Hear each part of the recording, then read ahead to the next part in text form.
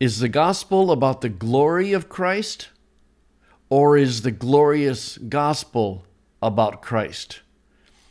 In 2 Corinthians 4:4, here you have an example that you simply have to make a choice. You can't go both directions.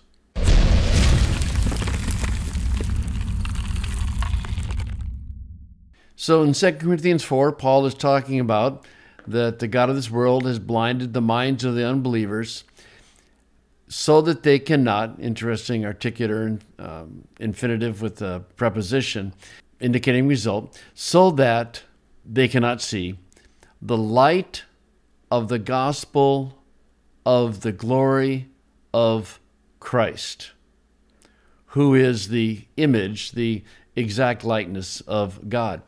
And what is interesting is this right here, the gospel of the glory of Christ. And you have to make a decision. Either that's what Paul means, the gospel of the glory. So the gospel is about the glory that belongs to Christ. Or doxes is an attributive genitive, also called an Hebraic genitive. And it would mean that the glorious gospel of Christ. Now, no matter what direction you go with that, both options are on the table grammatically, and you simply have to make a choice.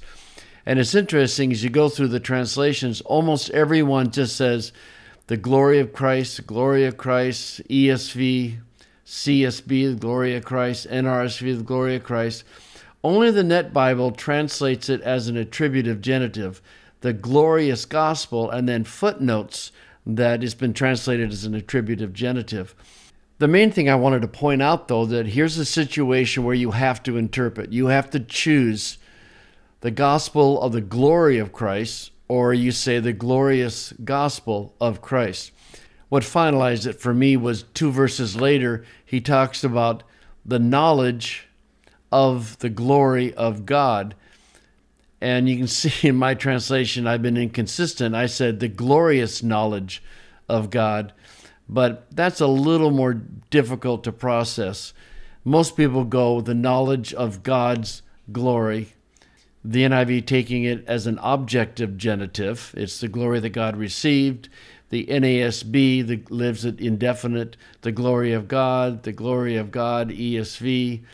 God's glory, again, an objective genitive, CSB. Glory of God, NRSV.